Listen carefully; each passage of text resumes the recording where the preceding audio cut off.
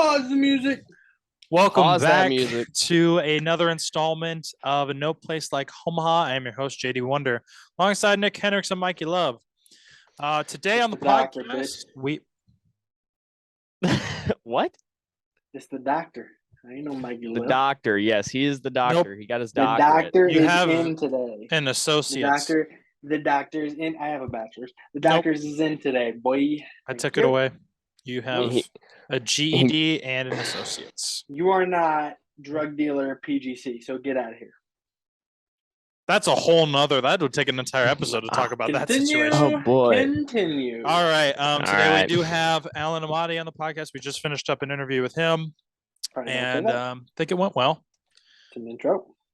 It's an intro. Yeah, we just finished up. If it's an intro, you can't say we just We're finished gonna up. be wearing the You know, same It doesn't clothes work that way.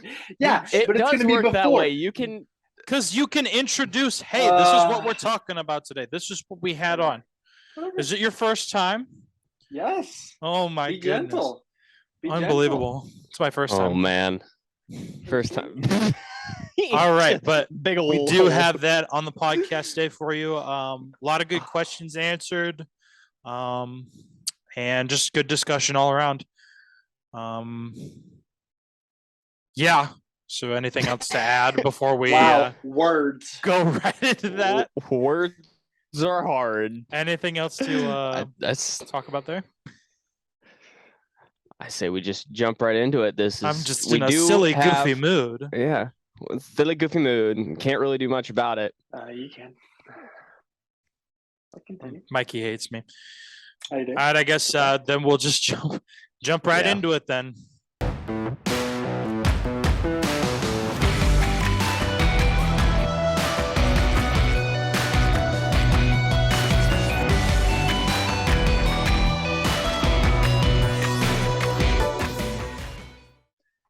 We have with us a very special guest today on the No Place Like Omaha podcast.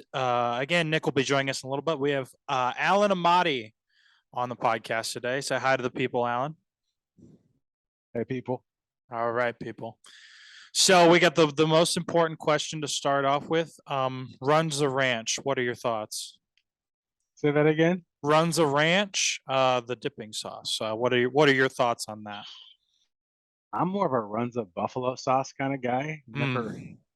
Never had the Runza ranch. It's either You've never buffalo had sauce or- Runs a ranch? buffalo sauce or barbecue. Mikey, you hear this guy? I'm addicted to their buffalo sauce. Let's just put it that way. Oh my goodness. Runs a ranch I could drink, man. It's that good, huh? It is stellar. All right, so talking a little bit, you were on that Pause.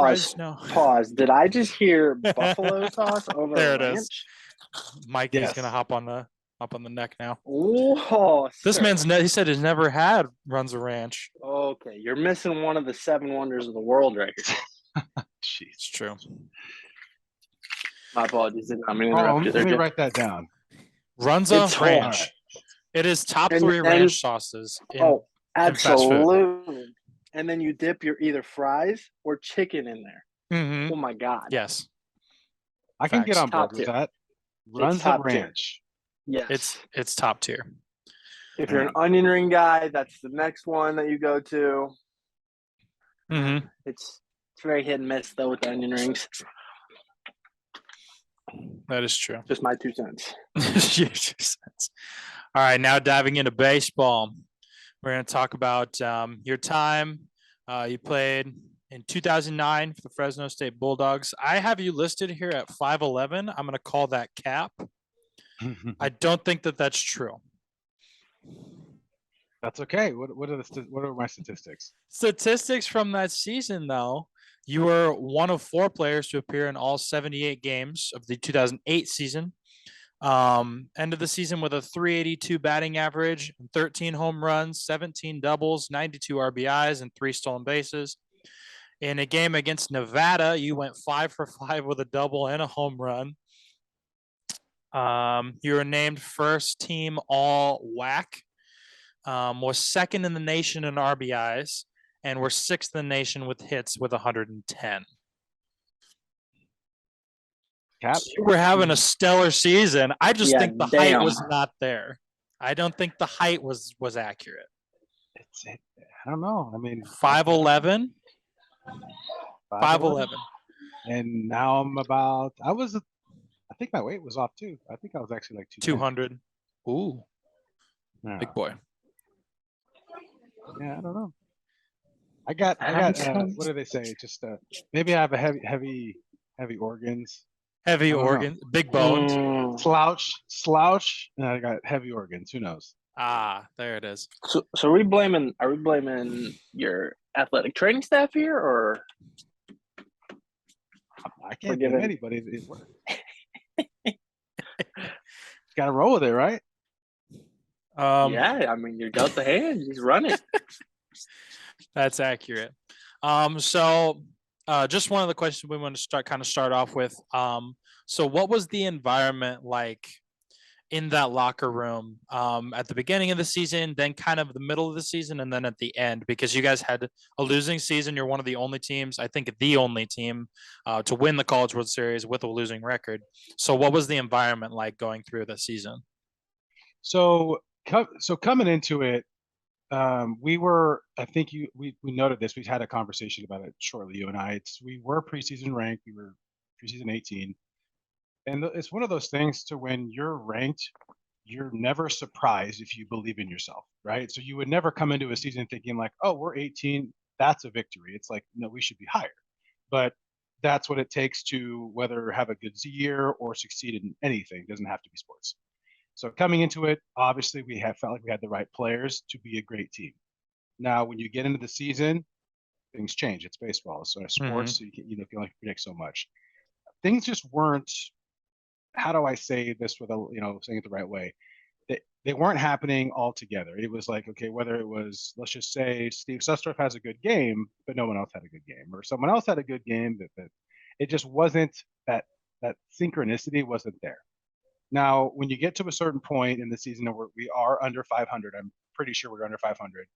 We had to shake the lineup up. Whatever we were doing wasn't working. So obviously, our Coach Batesel, made a decision to move guys around, try to add more protection to certain players. And at that point,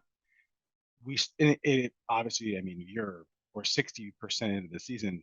Things started to work the way that we thought they were going to go, right? And for me, it felt like and I don't want to say this the wrong way, but it's like you're waiting for other guys to come around, to get out of their own heads, to get over the draft if they didn't get drafted or got drafted too low. Now get back to the point of what's going to make you play good. And I feel like pitching was kind of always there. We weren't really hitting.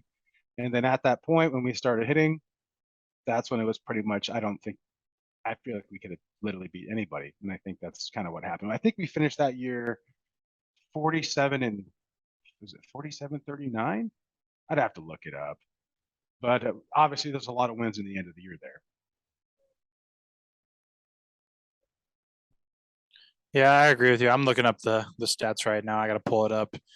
Usually, if we had Nick here, we would tell him that he's wrong most of the time because he gives false information. It's a true statement. Mikey, you got anything to build off of that? Steve. You think he covered? No, I mean, I think this doesn't really pertain to that exact question, but just like, I guess, building off of it, we as, fans can kind of experience what the College World Series is like from a fan's perspective. But what's it like as a player? Like they always say, oh, it's so lively and so energetic and so loud. But like, what did you kind of think the environment was like, or like how did you as a team feel like the environment was? I mean, it's everything that you wish for as a young baseball player. Everything's done right. It's a lot of not to say that it's structure, but everything's outlined. It's very clear cut. They make you feel important. The fans are fantastic. It just feels very upper echelon in every way that you can imagine. So me being a 19-year-old kid, 20-year-old kid, obviously don't come from a lot of means, and then someone like the host families and the fans, they make you feel very special. Obviously, you put a lot into that, the amateur craft. You're not a professional, but it still feels, you feel important. You feel like people pay attention. They appreciate hard work, good play, and that's in everything. It's whether it's the people that are taking care of you in the clubhouses or the fans throughout the games or the media. It's what you hoped it would be your whole time growing up, and then one day you're actually there. You're nervous, but it's when you appreciate the game of baseball, you appreciate the College World Series like I did. I was a fan coming into it. Mhm. It's literally everything you'd hoped it to be. So that was really special to know that it just wasn't. It's like the "don't meet your heroes" saying. It's like Mhm. this is a good situation to meet your heroes, quote unquote. Yeah, to build off of that, we have some younger listeners too. So can you kind of talk about your recruitment process? What it what was it about Fresno State that made you want to go there?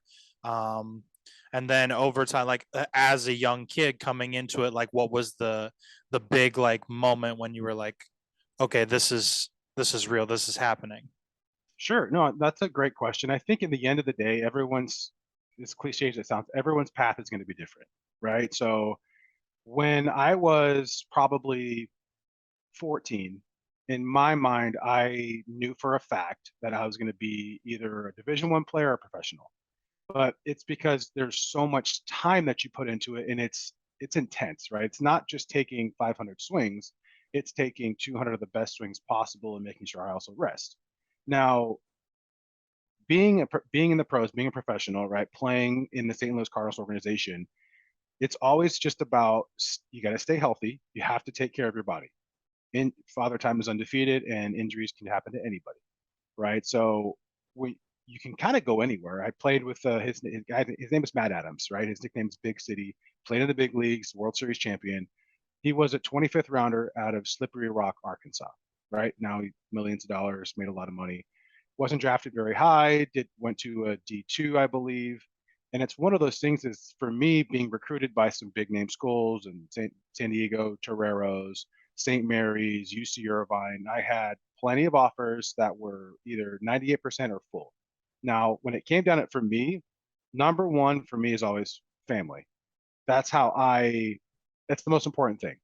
I want to represent my family. I want to be around my family. I want to play in front of my family. I'm playing for my family. So when it came down to leaving, right? So it's like coaches are going to say certain things and they're going to say, promise, right? We hear that a lot, that make promises. Now, in the end of the day, we always know you're going to have to go and earn a job. You're going to earn a spot somewhere. The recruiting process is amazing, but you always have to look at what is most valuable to you as an individual. Is it schooling? Is it athletics, which schooling is the most important thing, or is it being with your family?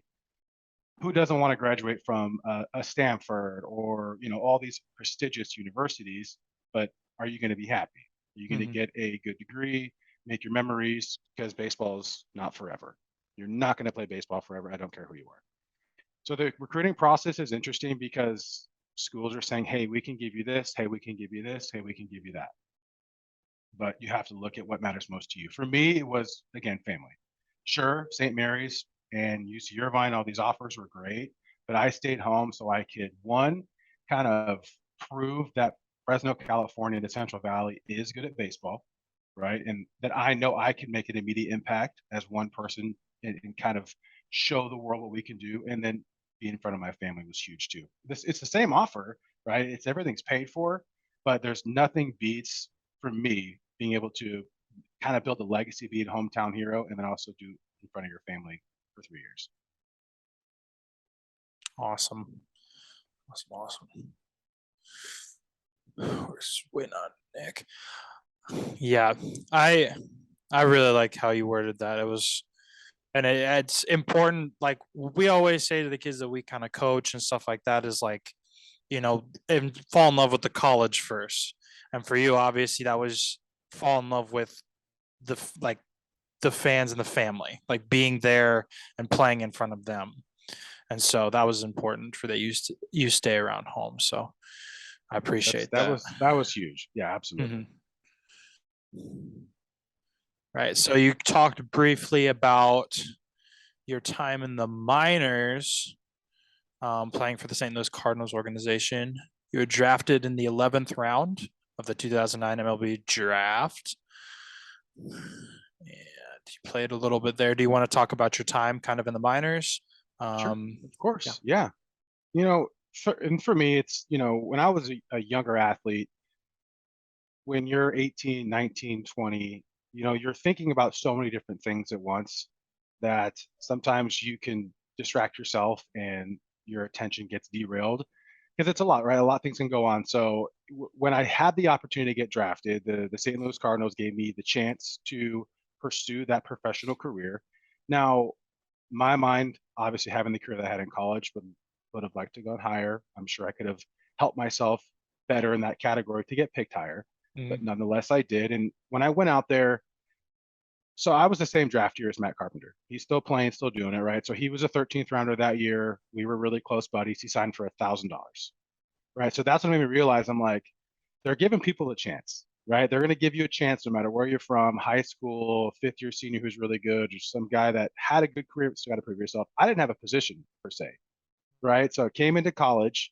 All my offers were to pitch and play third. Sprained my UCL freshman year.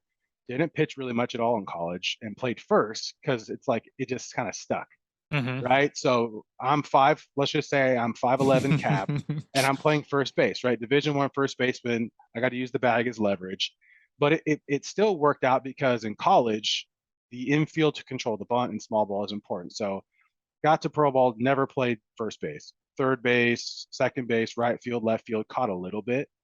But first year out the gates, I have an all-star campaign. It's going really, really, really well. Then I actually failed for Adderall coming into my second season. I already had that prescription too, but you have to get it cleared again. So if you have a prescription, it's useless. It doesn't even Mhm. matter if it comes. You have to go back through Major League Baseball and then get one from their doctors. So I didn't do that. Failed right away first year. So I was suspended the second year. Start out again, same place. Then I go to Quad Cities. Have a good year there as well. I think I hit just over 300. And these are with the guys, playing with Joe Kelly, Matt Adams, Carlos Martinez, a lot of big leaguers.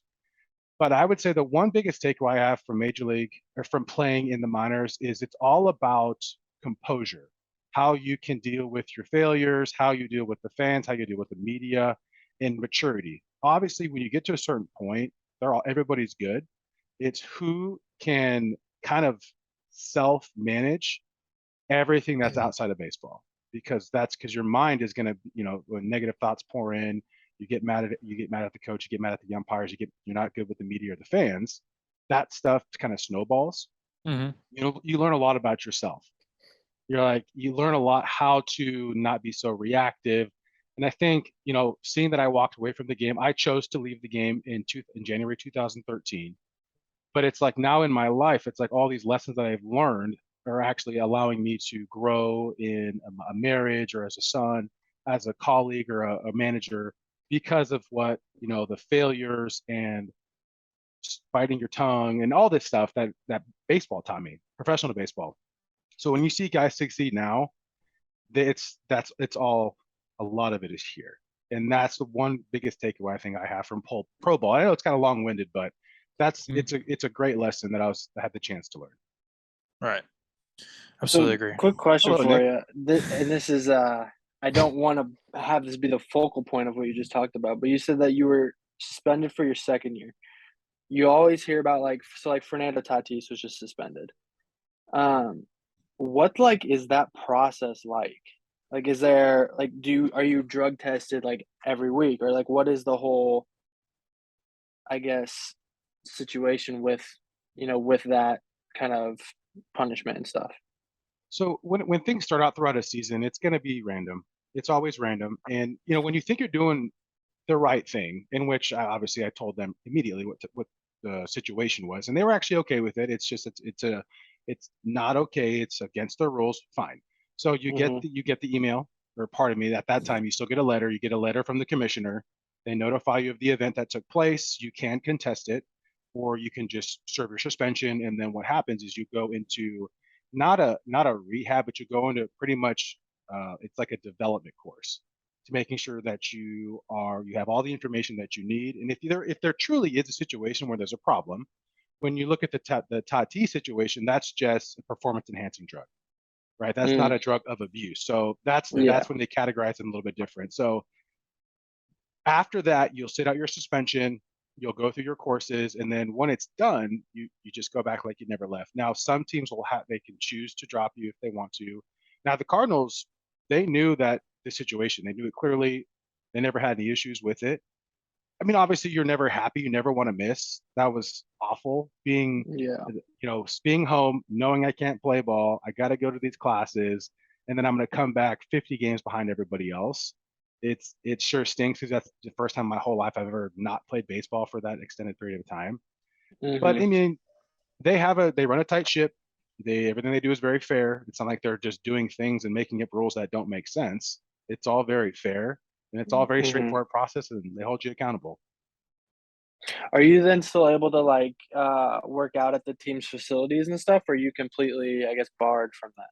Yeah, basically. Yeah. So I was back in California, didn't go to spring training, and then I was brought out for extended spring training. So if they kind of bring you out, and once the games start going, then you can train a little bit, but you Mm, can't be on a roster.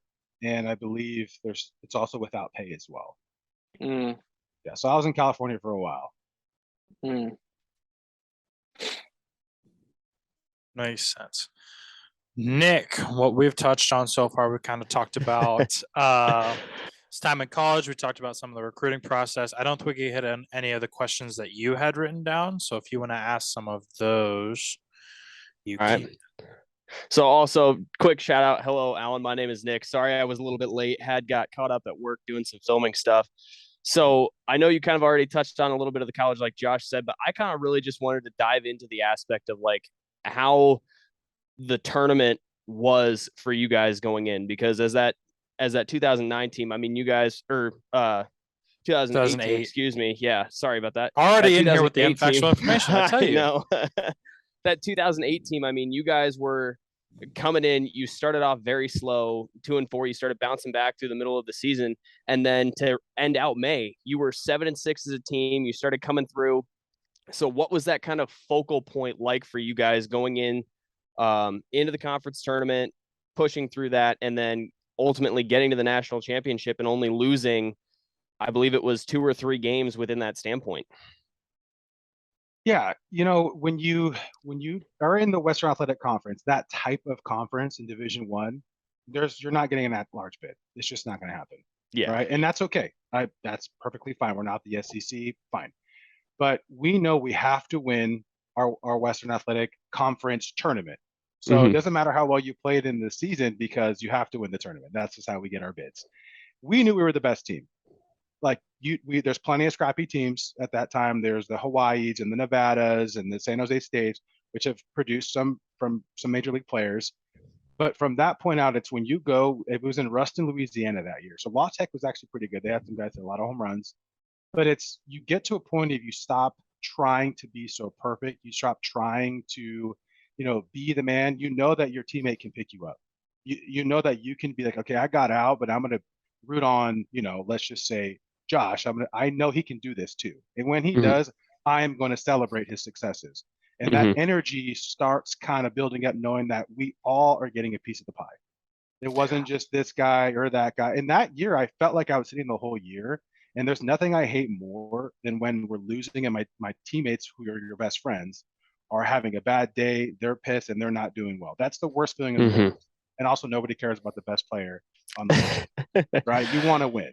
So you do everything in your power to try and win. You pick guys up, you give them tips, you watch every pitch, because if they say, hey, did I do this? Did I dip?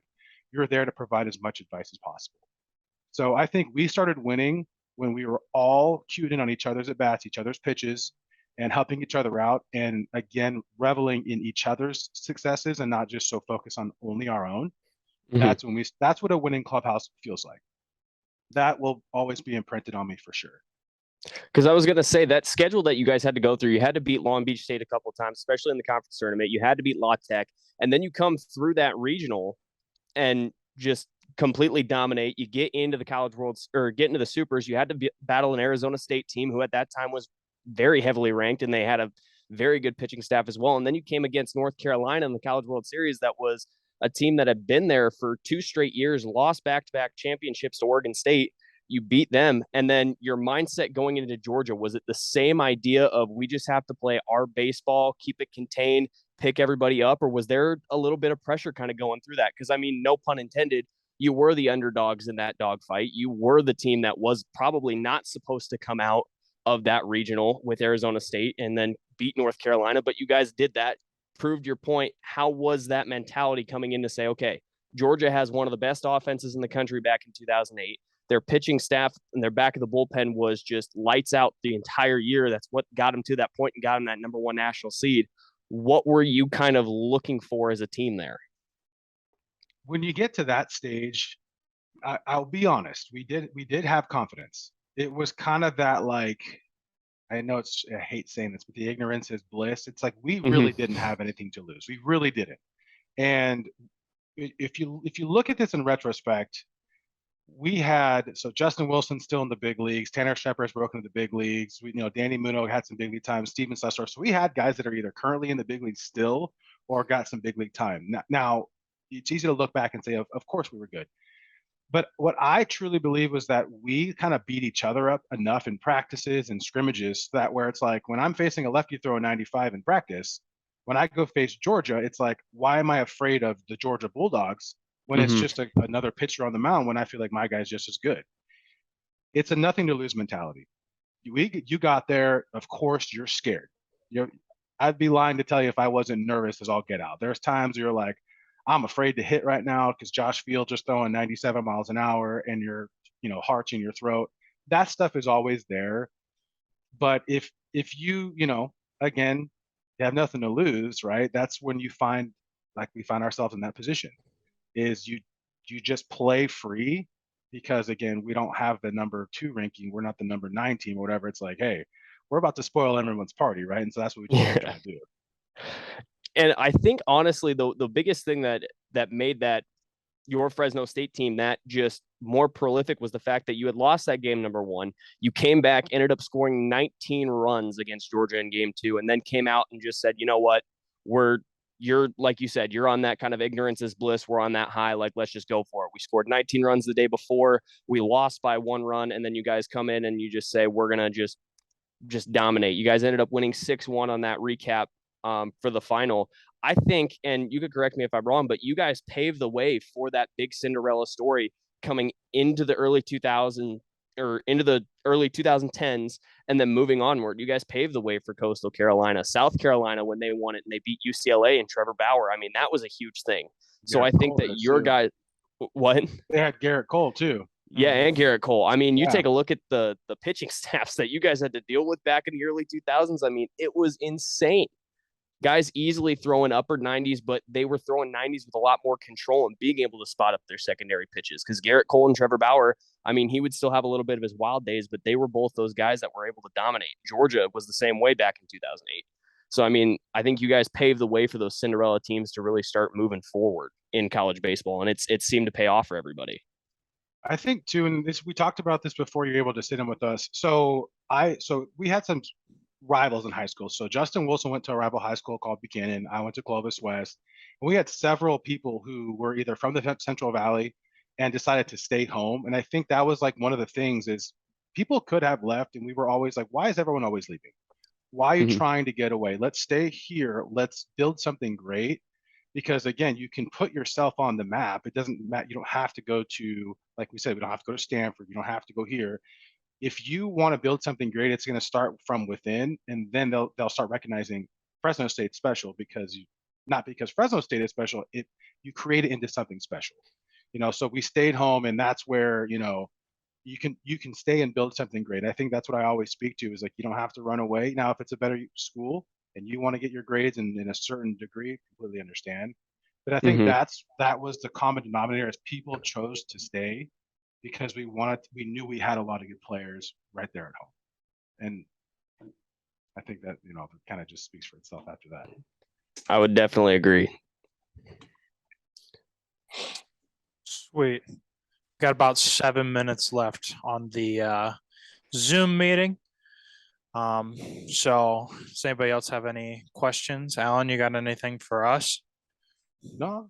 I think we should get the tape measure out though. To measure you for 5'11". This man, Nick, he says on his roster, this is 5'11", 200 pounds. It's just Meet in the 200 or person. 195. It's a 200 flat. Okay, if we're going 195, then you're basically a carbon copy of me because I'm 5'11", 195. I was gonna say I just weighed And I myself think you're a little bit yesterday. bigger than me. I'm 6'2", Oh, I'm- 179 right now. Right now I'm about 210. So obviously when you get older, I've learned a lot more. Stop. What? You're like 27. Stop lying to the people.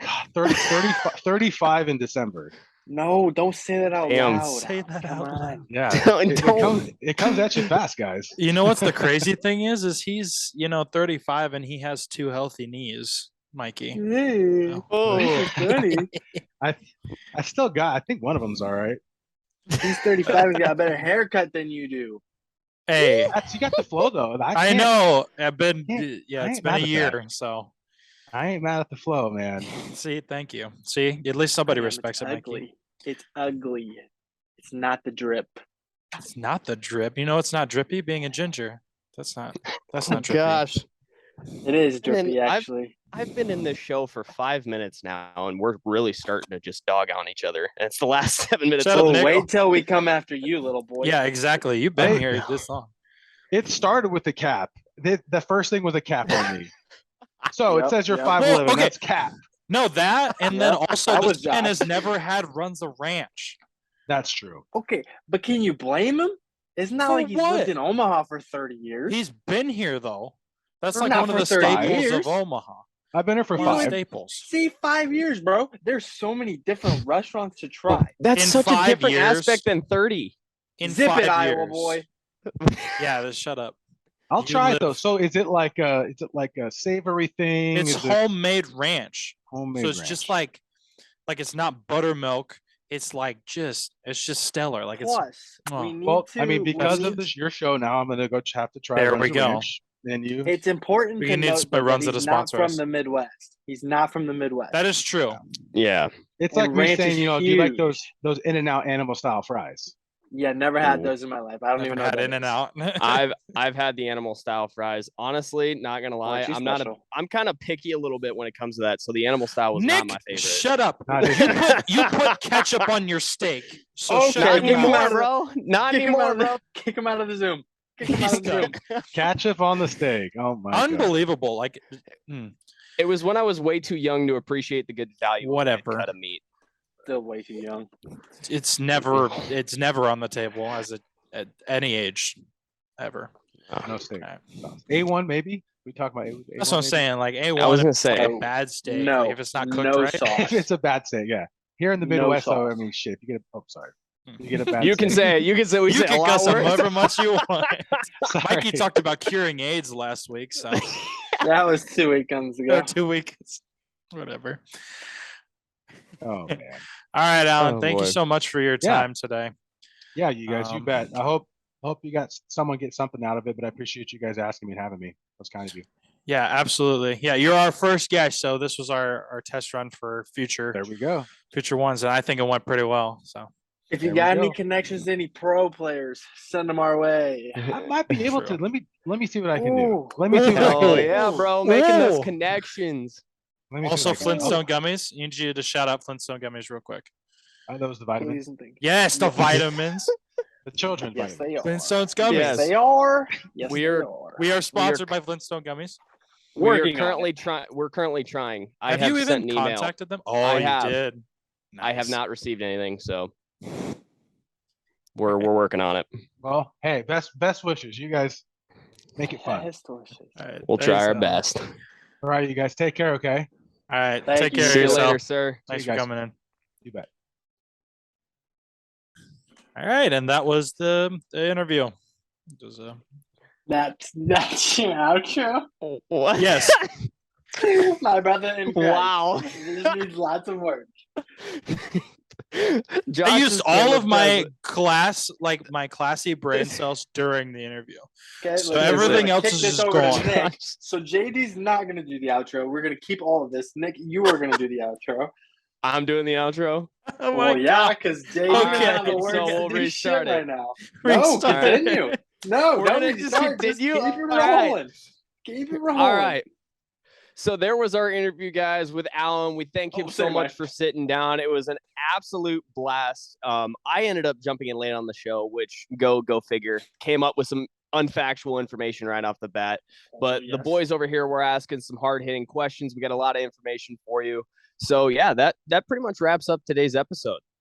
First guest, one and done, boys. So I think we got a lot more. He gave us a hint that he might be able to get us some more players kind of coming on. We got some contacts around the business that we're trying to, holler at, get them some love here and see if we can get more guys on the pod. In due time, we'll have Mike Trout on this bitch. Dude, if we got Mike Trout never played in college, though. Doesn't matter. There's a whole new thing. There's a whole new thing. We gotta talk about. We would do let's do Buster Posey then if we're hitting big college players. Talking about practice. We ain't talking about game. Bro, we need to get Trevor Bauer on the pod. Trevor Bauer? Yeah. I mean, he's all about the content. I want the Bauer. I don't care. That'd be hilarious. We give an interview and then we step in the box against him and just absolutely get Bro, get him. Please, can we? I'm gonna try as hard as possible. And we need King of Juco. The King of Juco. 100%. That would be so much fun. Oh. That would be dope as hell. All right, somebody hit Rachel Luba. Just hit him up. Shout him out. Hit her up. That's his agent. Oh, okay. Let's do that. I was gonna say, but do we got anything else before we sign off for the day, lads? Yeah, I think that's about it. Probably get some factual information out of you, Nick. JD, you got to learn how to use some words, my brother. No. I'll never learn how to do that. This shit is sponsored by the Flintstone Gummies. Flintstone Gummies. Nick, is dropping the fucking ball and getting us actually sponsored. We talked about how to cure AIDS about two episodes ago. Still work in progress on curing syphilis. Okay. What about HIV? But that's not still yet in the lab. Still in the lab. We're about 87% done with that one. We're in the human trials phase. Oh, sick. Syphilis, Okay, cool. We're just in the lab rat testing phase, so we got some time. Here's some steps behind there. Yeah. So, but we have seen some progress being made with Crest toothpaste. Sorry, that one's with Crest toothpaste. Yes, Crest toothpaste. Is it approved by 4 out of 5 dentists? No, and a hint of no fucks. So that one's a little bit hard of an ingredient to find, given everybody's opinion means some form of something these days. I think you'd have plenty to give them. Lastly, pubic hairs are slowly making. All right. What the hell? All right. And with that, Mikey's whole medical breakdown, he is the doctor. We gotta love him. Yes. Good fun. But wow, thank you guys for that's it. And then stop. All right, guys. Yep. Thank you guys for tuning in. You guys can catch us obviously on YouTube since you're here. We're still working on getting a few episodes posted on Spotify, but once we get there, you can look up No Place Like Homaha Pod on Spotify, Apple Podcasts, and then you can find us on Twitter and TikTok at No Place Like Homaha. So shout out Cronio Media for putting us on those platforms. There you go, boys. So it's been fun. We'll have to do it again next week.